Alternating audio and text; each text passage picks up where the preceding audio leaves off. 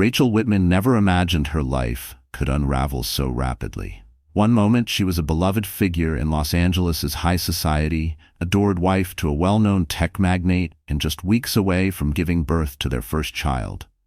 The next, she was doubled over in searing pain alone in a sterile hospital suite, her husband nowhere in sight, while whispers circled that he was tucked away in a sleek Pacific Heights penthouse with a mysterious woman. The sterile white walls of the hospital seemed to close in on her, amplifying every sharp breath she took. Each contraction felt like betrayal etched into her bones. Not just physical pain, but the emotional fracture of realizing she was utterly alone. She clutched the edge of the hospital bed, heart pounding, not just from labor, but from the deafening silence of unanswered calls and texts. What followed would send shockwaves through their glittering social circle, because instead of her husband, it was Rachel's lawyer who stormed into the mistress's apartment, and that was only the beginning. Rachel Emerson grew up in a modest neighborhood in Portland, Oregon. Her parents, Linda and Charles Emerson, pinched every penny to ensure she received a solid education. Rachel had always been bright, filled with ambitions of building a better life and leaving her mark on the world. Hardworking from a young age, she excelled in school and earned a scholarship to Northwestern University. It was there that she met Nicholas Whitman, charismatic, confident, and rumored to be heir to a booming tech empire. Even back then, Nicholas was something of a campus legend. He drove a sleek Tesla, wore tailored blazers to even the most casual events, and exuded an effortless slink. Many women were drawn to him, but Nicholas chose Rachel. Their romance was swift and intense, filled with lavish dinners, surprise weekend getaways, and thoughtful, extravagant gifts. Everything. Though she had initial doubts, wondering whether his interade, around her, he was softer. His company, Whitman Technologies, held major real estate and tech properties in San Francisco, Seattle, and even Tokyo. Rachel was suddenly swept into a life of immense luxury, sky-high penthouses, couture fashion, and an endless stream of galas where she mingled with movie stars.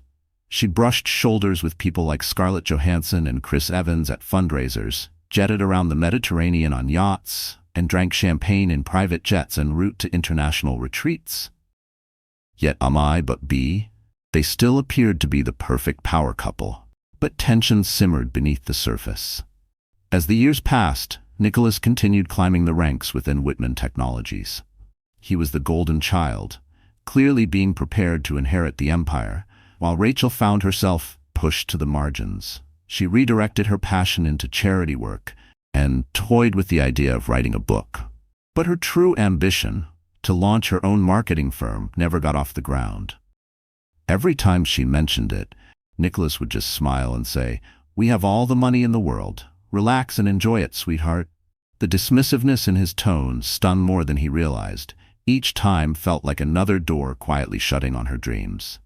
Eventually, Rachel shifted her focus to something new: motherhood. The pregnancy had come as a surprise to both of them, but Nicholas insisted it was perfect timing. He said he was ready to settle down, prioritize family, and take over the company. His words had a calm finality that soothed her doubts. For a moment, she let herself believe in a gentler future, one where they could find their way before. Rachel was 7 months pregnant, her face glowing with maternal joy when she first heard whispers of a possible affair. The warning came from her longtime friend, Camille Bryant, a well-connected figure in LA's social elite who was always in the loop. They were sipping oat milk lattes at a cozy cafe in Silver Lake when Camille said carefully, "Rachel, there's some talk going around. People have seen Nicholas out and about with someone, a striking brunette, maybe 10 years younger." I'm sure it's Rachel's heart pounded, but she forced a light laugh. "Camille, you know how this town is. Gossip flies over nothing. Nicholas is always networking. He meets new investors every other day. Still, thank you for telling me." She kept her cool while out in P. Nicholas looked stunned. He dismissed. He kissed her forehead gently, then leaned down to whisper to her baby bump, talking sweetly to the tiny kicks inside. Rachel wanted so badly to believe him. She watched him whisper to Beau, but the next steps. They fell silent the instant Rachel entered the room, but her sharp ears caught just enough to piece things together. Nicholas had been sneaking out at night to meet someone. The name she heard was Sophie. Rachel's knees weakened, but she forced herself to remain composed. A chill rushed through her spine, the kind that comes when your worst fears whisper confirmation. Her baby shifted inside her, as if responding to the quiet storm in her chest. She needed proof. She needed to stay focused.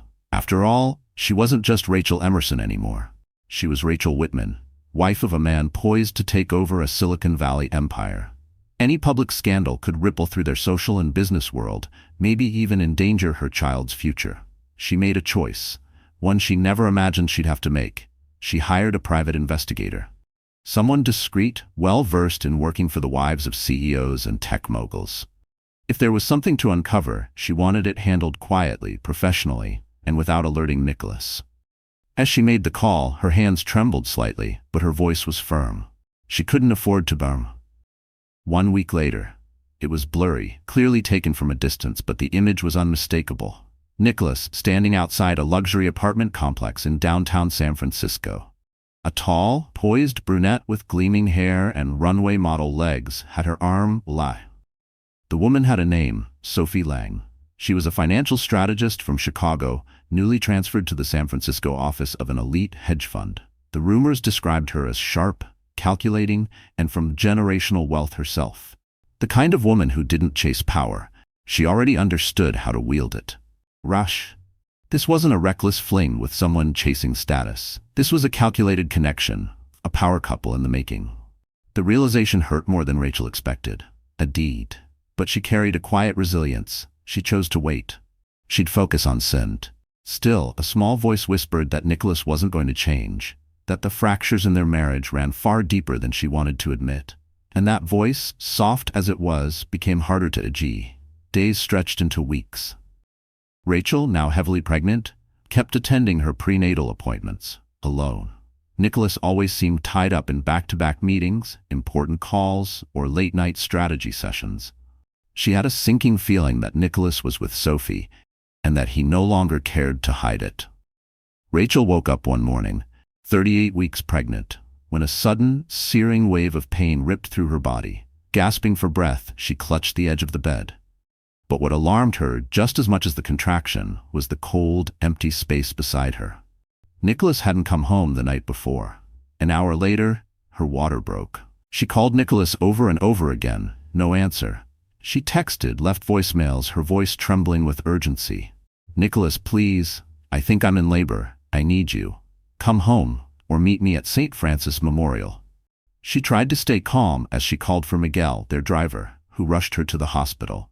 The medical staff quickly admitted her, attaching her to monitors and checking her vitals. They told her she was dilated and that labor could begin any time. Through the haze of pain, Rachel kept glancing toward the door, hoping Nicholas would appear, breathless and full of apologies. He never came. Labor was grueling. Endless waves of contractions, a spiral of fear and loneliness. Around her, nurses whispered about the missing father. Their sympathetic glances cut almost as deeply as the contractions. Rachel drifted in and out of consciousness, her body soaked in sweat, her face streaked with tears, lost in a storm of pain and sorrow. When the moment of delivery arrived, she summoned every last shred of strength to bring her daughter into the world. As the newborn's first cry filled the room, Rachel's sobs of anguish transformed into tears of fierce maternal love. She held her baby to her chest, her heart swelling with an aching devotion. Nicholas's absence soured the moment. She stared at her daughter's soft, dark hair and felt the sting of betrayal all over again. A nurse asked gently if there was someone she wanted to call. With shaky fingers, Rachel tapped out a message to one of the few people she trusted. It was to Elijah Moore, her attorney. She had hired Elijah just weeks earlier after uncovering Nicholas's affair. He was discreet, intelligent, and deeply connected within the San Francisco legal community. Her message was brief. Had the baby. Nicholas is gone. Need your help. Elijah Moore was not the kind of lawyer who shied away from scandal. He was respected and feared for handling the messiest high-stakes divorces, corporate takedowns, and headline-making disputes. Dressed sharply in a tailored navy suit, his salt-and-pepper hair gave him an air of seasoned authority.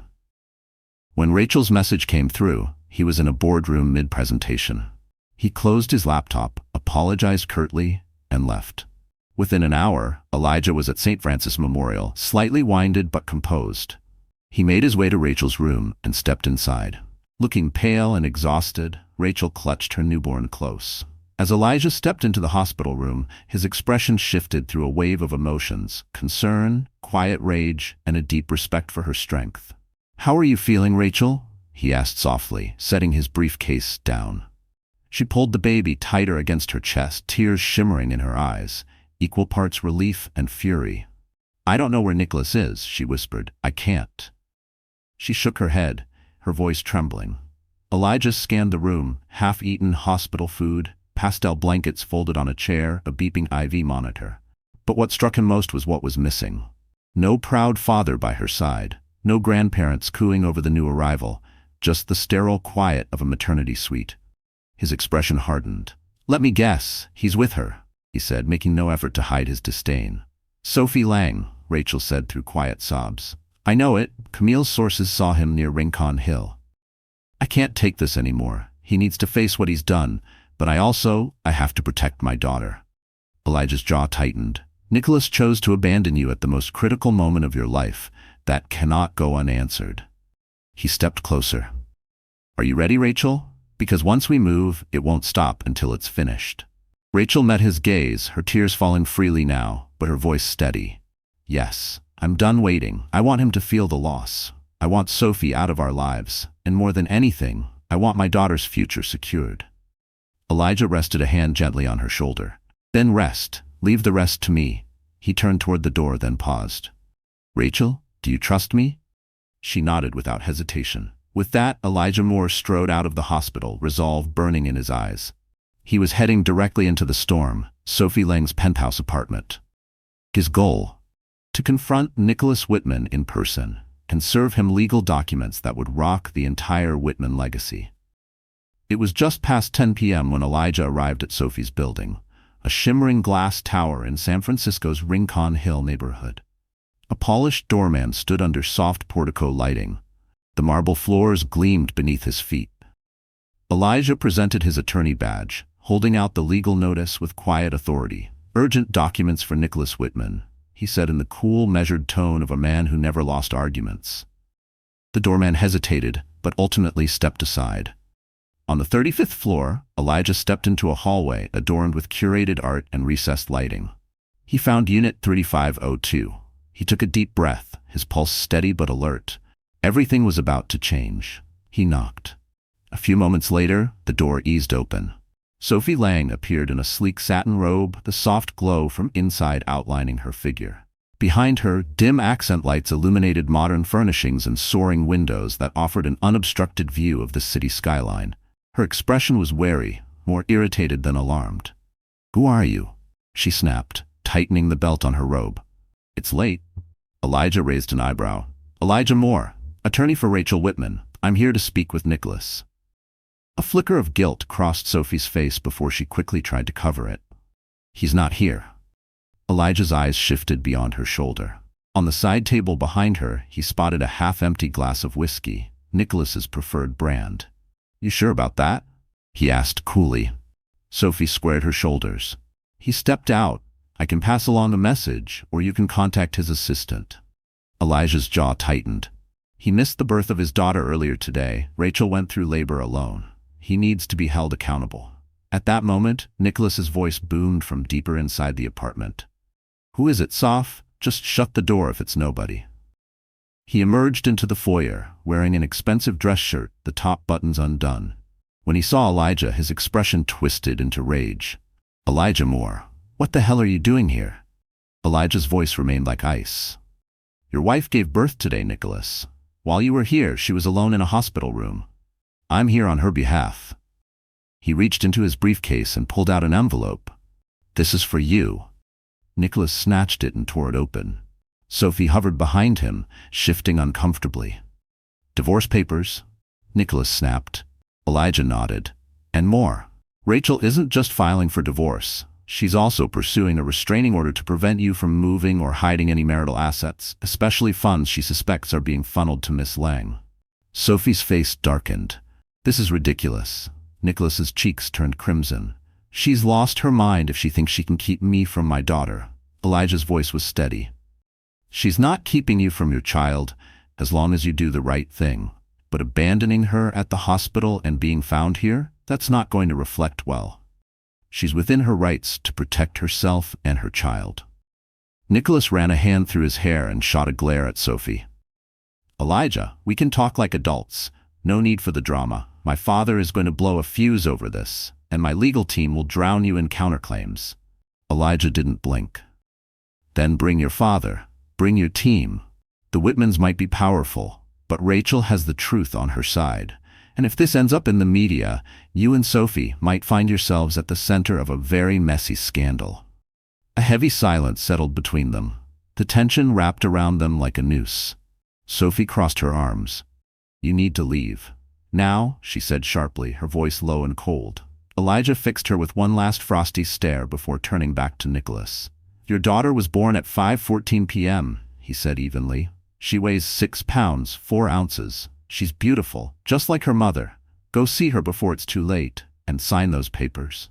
With that, Elijah turned on his heel and walked out. Behind him, the door slammed shut. He exhaled, his heart racing, but a grim sense of satisfaction surged through him. This was only the first salvo in what was bound to be a brutal battle. The next morning, Nicholas woke up on Sophie's couch, head pounding, stomach unsettled from a night of whiskey and harsh words. He had barely slept. He had tried calling Rachel, but she hadn't answered. The divorce papers lay untouched on the glass coffee table, taunting him with their implications.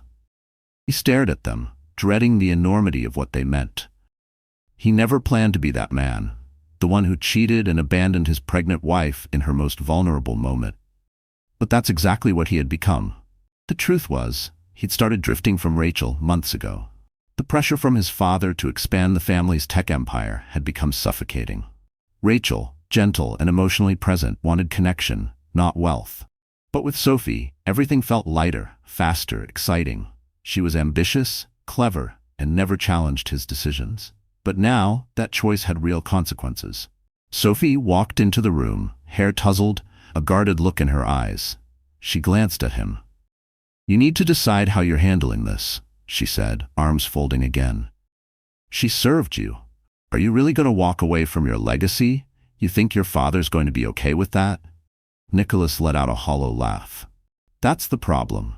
Half the board at Whitman Technologies worships Rachel, and my dad, he always saw her as the perfect match. He's been pushing the unbreakable couple narrative for years. If I divorce her, I risk everything. Sophie narrowed her eyes. Then what do you want, Nicholas? If you want me, we can't let Rachel dictate the terms of your life. But if you're planning to crawl back to her, I need to know now. Nicholas sat silently, a storm of shame, anger, and confusion brewing inside. I don't know, he admitted. Sophie rolled her eyes. Well, figure it out. I'm not going to sit here and play second string while you waffle. If you want to be with me, then divorce her, properly. If you want to play family man, go crawling back. But don't expect me to wait forever. Nicholas didn't say a word. Instead, he left for the hospital, ignoring Sophie's piercing glare as he stepped out the door. When he finally arrived at St. Francis Memorial, a heavy silence followed him down the corridor. Word had already spread among the nurses. The missing father had finally shown up. Some of them threw him sharp, judgmental looks as he passed. In Rachel's room, he found her sitting up in bed, gently holding their newborn daughter. She looked worn out, pale, and incredibly fragile, but her eyes burned with restrained anger. The baby stirred softly in her arms. For a fleeting moment, Nicholas felt his heart swell. This was his daughter, a tiny, perfect miracle he had helped bring into the world. Rachel, I'm sorry, he said, his voice cracking. She stiffened. Don't, she said coldly. Don't you dare apologize unless you can explain where you were. I gave birth alone. He lowered his head in shame. I got caught up in something. Spare me, she snapped. I already know, and judging by now, the rest of San Francisco probably does too. Nicholas took a shaky breath. I messed up. I panicked. I couldn't face you or this baby. The pressure from my father, the expectations, the company, it was all suffocating. Everything felt like it was crashing. Rachel let out a bitter laugh. So you ran to Sophie Lang for comfort? You think that's an excuse? You had a wife, a partner, someone who believed in you. And now our daughter's been born into scandal because you were too weak to stand by us." Nicholas swallowed hard. "I love you, Rachel. I do. But we've changed. I felt trapped for a while, by the business, my father, our public image. Sophie gave me space to breathe. I never wanted to hurt you like this." Rachel's eyes glistened, but she held the tears back. "Don't blame your father, or the company. You made those choices, Nicholas. You betrayed us, and now you have to live with that." He hesitated, his voice barely audible. "Do you really want a divorce? Is that truly what you want?" Rachel inhaled slowly, then exhaled. "You weren't there when our daughter was born. You've been lying for months. This wasn't some mistake. If you meant even half of your apology, you would have shown up, at the very least, for her. But you didn't." She looked him straight in the eyes. "So yes, I'm divorcing you." Nicholas's lips trembled. Tears formed in his eyes as he looked down at the infant girl Rachel cradled in her arms. "May I hold her?" Nicholas asked softly. Rachel hesitated, her arms instinctively tightening around her daughter. Her protective instincts surged. But after a moment, she exhaled slowly. "She's innocent in all of this," she said. "But don't think for a second that I'll let you hold her just to run back to Sophie." Nicholas's hands trembled as he reached forward and carefully took the baby from Rachel's arms. He held her gently, the weight of fatherhood suddenly crashing over him. Her tiny features, her nose, the soft swirl of dark hair, left him breathless. His heart squeezed painfully in his chest. "I'm so sorry," he whispered, his voice breaking. Rachel turned away, silent tears finally slipping down her cheeks. Over the next few days, Rachel remained in the hospital to recover. Nicholas came by daily, lingering for hours, bringing flowers, offering to hire the best postpartum support team, promising he'd be a devoted father. Rachel didn't stop him from spending time with the baby, but her boundaries were firm. Her decision was made. Elijah Moore visited frequently to check on her and provide updates. "Nicholas's father is furious," Elijah reported one morning. "He's pressuring Nicholas to fix the marriage. He's concerned about the company's image. But given what Nicholas did publicly, you're in a very strong position." Rachel nodded, her expression strained. "I'm not trying to destroy his position at Whitman Technologies," she said. "I just want to protect my daughter, and I want Sophie out of the picture. Completely." Elijah studied her carefully. "You need to think about how far you're willing to go. If you want full custody or a substantial settlement, you could get it. But if you're open to joint custody, that might lead to more cooperation." Rachel's eyes drifted to her sleeping newborn. "I won't deny her a father. As angry as I am, I know how important it is to have both parents. But I won't allow Nicholas to treat her like an accessory, especially if he's still with that woman." Elijah gave a nod. "Understood. I'll keep that in mind during negotiations." He hesitated before continuing. "There's one more thing. My team flagged some financial activity that looks off. Nicholas might be shifting funds into shell companies. It could be on Sophie's advice or to hide money. If so, you're within your rights to freeze assets immediately." Rachel stared at him in shock. "He'd go that far?" Elijah shrugged. "We won't know for certain until we subpoena the records, but it looks suspicious. Whatever happens, our priority is to ensure you and your daughter are protected, financially and legally." Rachel closed her eyes, the stress pulsing behind her temples. She hadn't asked for this war. She had wanted something simple: a peaceful life, a devoted husband, and a secure future for her daughter. Instead, Rachel now found herself at the heart of a scandal that threatened not only her marriage to Nicholas, but also the standing of the entire Whitman dynasty. Nicholas had been summoned to the Whitman family estate by Franklin Whitman, the formidable patriarch who held the keys to the family's empire. The estate, nestled in the elite hills of Palo Alto, resembled a European manor with sweeping terraces and manicured gardens. A collection of rare cars lined the driveway, silent symbols of the Whitman wealth.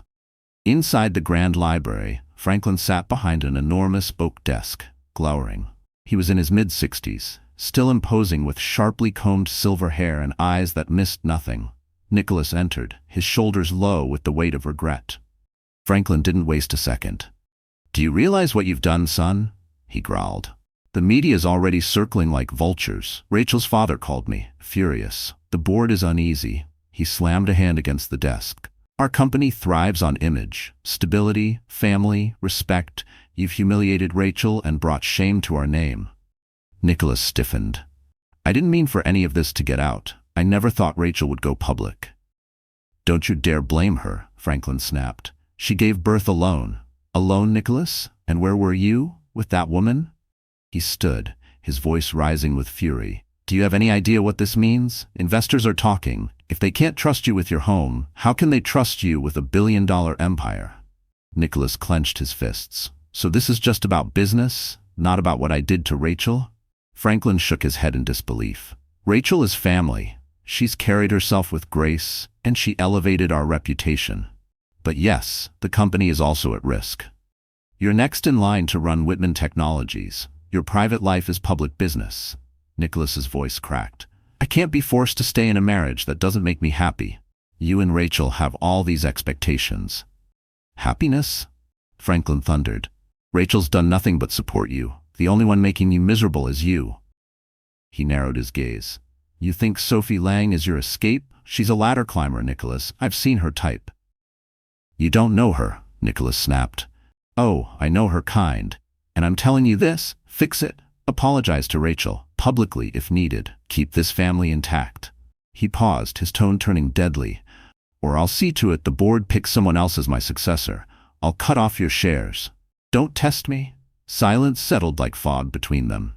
Nicholas's entire future hung in the balance. His status, his wealth, the empire he'd been raised to inherit, all hinging on the marriage he'd discarded. But did he still love Rachel enough to fight for it? Or was he simply trying to salvage his fortune? With a defeated breath, Nicholas finally said, "I'll talk to her, but I can't promise she'll take me back." Franklin waved his hand sharply. "Convince her." "That's your problem now," Franklin snapped. "Leave, and remember, everything rides on this." Nicholas left the estate with a storm brewing inside him. Love, shame, greed, fear. Every decision he'd made felt like it was pulling him deeper into a mess he wasn't sure he could escape. By the time Rachel was discharged from the hospital, she felt a strange mix of relief and heartbreak. It was good to be home, but her future was still a blur of uncertainty. Her newborn daughter, whom she named Lily, became her anchor. The nights were long and exhausting, filled with bottle feeds, lullabies, and endless thoughts. But each time Rachel looked at Lily's peaceful face, she reminded herself why she had to stay strong. She moved into a separate bedroom in their penthouse, refusing to share a bed with Nicholas. On their second night back, Nicholas knocked softly on her door. She let him in, for Lily's sake. The baby slept nearby in her bassinet. Nicholas sat down, nervously wringing his hands. "My father gave me hell," he said. "He's threatening to cut me off from the company if I don't fix this marriage." Rachel's mouth tightened. "So you're here because you're afraid of losing your inheritance?" He looked stricken. "It's more than that. I do love you, Rachel. I realized that the moment I held Lily for the first time. I don't want to lose this, us." She watched him carefully. Was this real remorse or just panic over losing his empire? "And Sophie?" she asked. He exhaled. "It's over. I ended it. She's furious, but it's done." Rachel's eyes darkened. "That's it? You end it and think that fixes everything? You think that erases what you did?" Nicholas's voice cracked. "No, I know it doesn't. I can't undo the hurt, but I want to make it right, whatever it takes." Rachel crossed her arms and looked at Lily, sleeping soundly. "Words don't mean much, Nicholas. I need action. You put me through hell. If it weren't for Elijah Moore and my own will, I'd be lost. I'm still healing, but I want a peaceful, stable life for my daughter, so we need to work out a plan." Nicholas bowed his head. "Anything. Just tell me what to do. If it takes therapy, a public apology, even a vow renewal, I'll do it," Nicholas said. "I'll sign any post-nuptial agreement you want. Just give me a chance." Rachel sat in silence, her expression unreadable. She thought back to the love they used to share, the late-night laughter, whispered dreams about the future, and then to the stark contrast of lying in that hospital suite alone, delivering their daughter with no one by her side. "I'm not dropping the divorce," she said at last. "Not yet." She looked him straight in the eye. "If I see real change, if you prove you're truly remorseful, and if trust can be rebuilt, maybe I'll reconsider. But for now, the papers stay. Elijah will be in touch." Nicholas's throat tightened, tears rimmed his eyes. "I deserve that." Rachel nodded. Yes, you do. Across the city, Sophie Lang wasn't taking the breakup quietly. In her sleek, high-rise apartment, she sipped a martini, eyes narrowing as she stared at Nicholas's name lighting up her phone screen. She thought about how quickly he'd thrown her away the moment his father confronted him. She had believed he was serious, ready to leave Rachel behind. Now it was clear. Nicholas was just another spineless heir, desperate to preserve his dynasty. 2 days after Nicholas's apology to Rachel, Sophie dialed a number from her hedge fund contacts. Stephen Thompson, a powerful investor with back-channel ties to several major tabloids. If Nicholas thought he could cut her out without consequence, he was about to learn otherwise. Stephen, she purred into the phone. I've got something spicy on the Whitman family. I think a few outlets would pay nicely. Stephen laughed. Sophie Lang, always stirring things up. You sure you want to take on the Whitmans? They don't mess around. She swirled her martini with a smirk. Trust me, I've got a story that'll bring them down, and I'm not scared. Just tell me your price. By the end of the week, tabloid headlines exploded with gossip. Stories about Nicholas's affair surfaced, complete with anonymous insider quotes portraying Rachel as cold, emotionally distant, and Nicholas as a long-suffering husband. Photos of Nicholas and Sophie lounging in high-end cocktail bars started circulating, spinning the narrative into one of forbidden romance instead of betrayal. The public reaction was swift and messy. Some began to sympathize with Nicholas, painting Rachel as an uptight, overbearing wife who had pushed him away. Others saw through the smear campaign, labeling Nicholas as the typical unfaithful millionaire. The wave of speculation threatened any private resolution Rachel had hoped for. While she tried to recover and care for Lily, reporters camped outside the penthouse, cameras ready, hungry for an image of the scorned wife. Gossip columns speculated on everything, from a multi-million-dollar divorce to a vicious custody battle. Meanwhile, Franklin Whitman was furious. He called Nicholas daily, demanding damage control and warning him that the situation was spiraling. Elijah Moore worked around the clock, issuing carefully worded statements to defend Rachel's character. Mrs. Whitman is a devoted mother who gave birth under intensely stressful circumstances, Elijah declared in an official press release. She has demonstrated remarkable restraint despite deeply personal betrayal. Our firm will pursue legal action against any party spreading defamatory or false claims. In an attempt to curb the scandal, Nicholas released a statement of his own, announcing that he was seeking reconciliation with Rachel. The announcement only fanned the flames. Tabloids speculated that the entire affair was either a media stunt or that Nicholas had been strong-armed by his father. Comment sections exploded with wild theories, and Rachel's name became a trending topic, often paired with cruel speculation. Back at home, Rachel felt the pressure closing in. She worried about the impact on Lily. How could she protect her daughter from the chaos? Should she leave San Francisco, maybe retreat to her parents' place in Boston for some peace? But Elijah advised against it, for now. Leaving the city could be spun as weakness, he warned, and it might give Nicholas's legal team an edge in custody or settlement discussions. The words stung.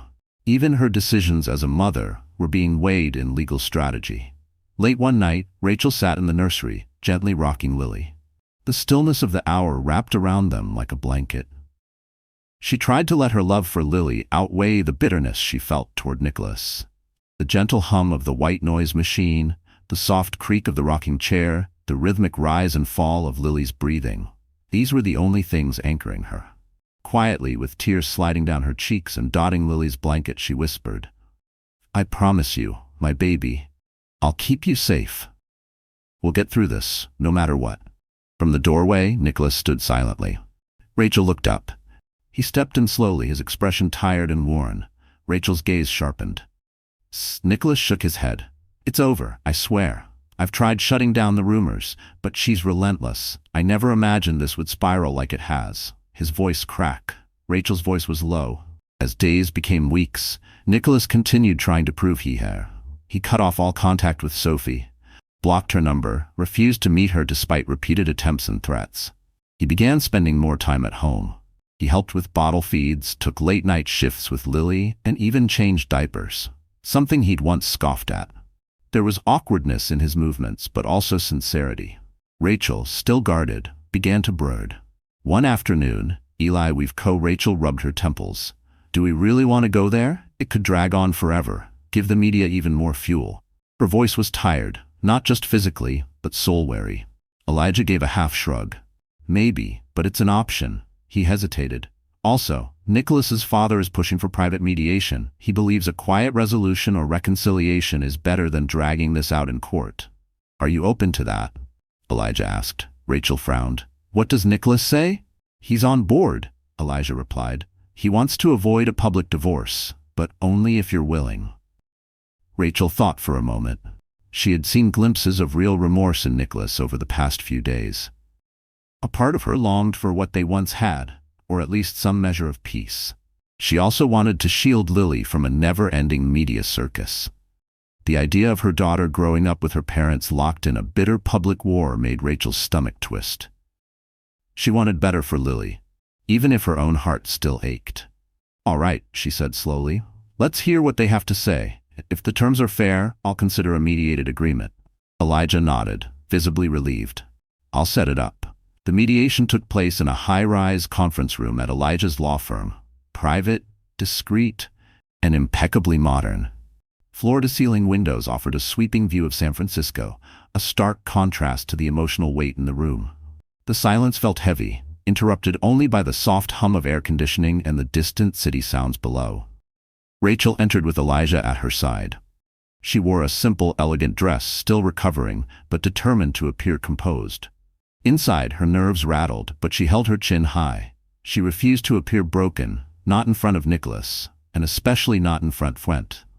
Nicholas arrived flanked by two senior attorneys from his father's firm. Franklin Whitman came along as well, his grim expression showing he was there more to manage the optics than offer moral support. His presence cast brows. The atmosphere was tense. The mediator, Andrea Mason, a composed professional, Rachel Spee, I want to protect my daughter's future. I want a stable co-parenting arrangement. Nicholas's betrayal left me without trust, so I'm skeptical about reconciliation, but I'm open to hearing options. She gripped the edge of the table, grounding her Nicholas at Tor. Nicholas would issue a public apologue. They offered reg if she still chose div. Elijah reviewed the do. So let me clarify, he said. If Rachel walks away, one of Rachel T. Nicholas shook his head.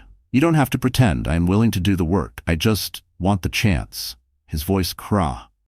Franklin leaned in. Rachel, I know you're hurt, Franklin said softly.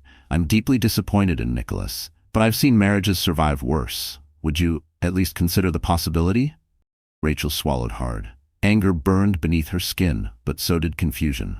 The idea of a public divorce, a brutal courtroom battle, and the tabloids tearing through her life made her stomach turn. And a small part of her still remembered the man she had once married, not the man who had betrayed her for Sophie. She could still recall the nights they whispered dreams to each other under the covers, the early morning kisses, the way Nicholas once looked at her like she was his whole world. That memory hurt now, but it lingered. Elijah placed a hand gently on her arm. It's your call, Rachel exhaled shakily. Fine, I'll consider a 6-month reconciliation, but under strict conditions. She listed complete financial transparency, no hidden assets, no secret accounts. Therapy sessions to begin immediately, with a licensed full custody during the 6-month zero contact with Sophie Lang. Violating that would result in an IM. Nicholas's attorneys raised concerns over the no contact clause, but Nicholas held up a hand and stopped them. Done, he said. Whatever it takes. His voice was hoarse, his eyes unblinking, as if finally understanding the stakes weren't just about money or are. The mediator, Andrea Mason, typed up the provisional agreement. A 6-month timeline was established, with a formal reassessment scheduled at the end of the period. If the marriage ended in divorce, the terms were already agreed upon. Rachel would retain the penthouse, receive a significant alimony half they signed thing. As Rachel and Elijah exited the conference room, Nicholas approached her quietly. Thank you, he murmured, for giving this a chance. Rachel gave a small nod, her heart still a tangle of hope and doubt. We'll see. She didn't dare promise forgiveness. In the weeks that followed, Rachel and Nicholas began attending therapy sessions with Dr. Marianne Lockack. a seasoned counselor known for her no-nonsense approach. In the calming environment of her practice, they confronted their buried pain. Rachel expressed the rage and devastation she had held in for months, how it felt to face the media storm alone, to give birth without her husband. Nicholas admitted to feeling suffocated by expectations, confessing that Sophie had seemed like a way to escape, rather than someone he truly loved. It was outside therapy Nicholas worked to regain Rachel's trust. He prepared a nursery for Lily in his family's Greenwich estate, cut off all communication with Sophie, and started updating Rachel regularly on business finances, proving he was being transparent. Each boo through a moo, "I miss you, let's meet. No one has to know. I can't stop thinking." To his credit, Nicholas brought the messages straight to Rachel. He assured her he hadn't responded to any of them. Rachel read the messages with a clenched jaw but said nothing at first. Her trust was still bruised, but part of her, some aching, raw part, believed him. They agreed to document Sophie's harassment attempts in case a restraining order became necessary. Still, a quiet storm churned within Nicholas. He felt guilty, but also conflicted. Sophie had once represented escape, someone free from the weight of the Whitman legacy. Now he was buried in work, appeasing his father and attempting to rebuild what he'd broken with Rachel. And yet, sometimes in the stillness of night, the restlessness crept in. Was he truly capable of change? 1 month into the reconciliation period, a crisis struck the Whitman family. Franklin suffered a mild heart attack. He was rushed to the hospital, and Nicholas remained by his side day and night, sleepless, stressed. To Nicholas's surprise, Rachel came too. She sat beside him in the waiting room, gently urging him to eat, to rest, reminding him to hold his father's hand. The sterile hospital air brought back her own memories. She had given birth alone in a place just like this. Now here she was, offering support. Outside Franklin's ICU room, Nicholas reached for Rachel's hand. "Thank you for being here," he said quietly. "I don't deserve it. Not after what I did." Rachel answered with a calm he didn't expect. "You're still Lily's father. And that's your dad. I know what family means." Nicholas's throat tightened. "When I saw you holding Lily in the hospital, the look you gave me, I thought I'd lost you forever." Rachel gave his hand a small squeeze. "We're trying. That's all we can do." He nodded, emotion welling in his eyes. "I know, and I'm grateful." Franklin's condition improved steadily. During his recovery, he softened toward Rachel, even offering unexpected praise for her dedication. The tension between them faded as they all faced the fragility of life together. By the time Franklin was discharged, the atmosphere had changed. Something between Rachel and Nicholas had started to thaw, tentative and fragile, but real. 4 months into their 6-month reconciliation period, Sophie Lang made one last desperate move. She welcomed a notorious tabloid reporter into her luxury apartment and gave a tell-all interview. She shared private text messages from Nicholas. Some were old, romantic, longing. Some were more recent, brief, ambiguous. She painted their relationship as passionate and real, claiming Nicholas had been manipulated into staying with Rachel for the sake of appearances and money. The story spread like wildfire across gossip sites and social media platforms. Whitman affair exposed, former mistress speaks out. Sophie Lang says Rachel used baby as leverage. The internet exploded. Trolls filled comment sections. Some believed Sophie's version. Others called her a bitter opportunist. But once again, the Whitman name was dragged through scandal. Elijah moved quickly to control the fallout. Nicholas, for his part, flatly denied Sophie's claims. Late one evening, he paced the penthouse living room, his anger boiling over. "She's twisting everything. Those texts were from months ago, from when we first started. I haven't even spoken to her since before Lily was born." Rachel stood near the fireplace, her arms crossed in a guarded posture. But to Nicholas's surprise, her voice was steady. "I believe you," she said gently. He stopped mid-step. "You do?" she nodded. "Dr. Lockac's sessions have taught me a lot about trust. You showed me the messages she's been sending. If there had been new communication, I'd know. This is her trying to tear down what we've been rebuilding." Her voice didn't tremble, but inside, a storm still raged. It wasn't blind faith. It was a decision. A decision to believe in the man trying to change, despite the pain that still clung to every corner of her heart. Nicholas exhaled, shoulders slumping. He took a caught Rachel. "I know I can't undo what I've done, But I mean it when I say I want to move forward with you and Lily. His eyes searched hers. Her eyes softened. So do I, but we have to take a stand against Sophie's narrative. She wasn't just she paused, then added, maybe it's time we speak publicly together. Nicholas nodded. Agreed, let's work with Elijah to draft a joint statement. And maybe we should consider doing a short interview with someone reputable. Rachel hesitated but then nodded. Okay, let's do it. The thought of sharing her wounds with Theon. Under in the piece, they acknowledged the challenges that Rachel spoke honestly about giving birth alone, the emotion. Nicholas openly accepted responsibility. He issued a formal apology, expressed regret, and emphasized his intent to be a present father and committed partner. There was no script to save high. The article was published under the Nicholas and Rachel Whitman, a STO. The public response was mixed, but more compassionate than either had expected.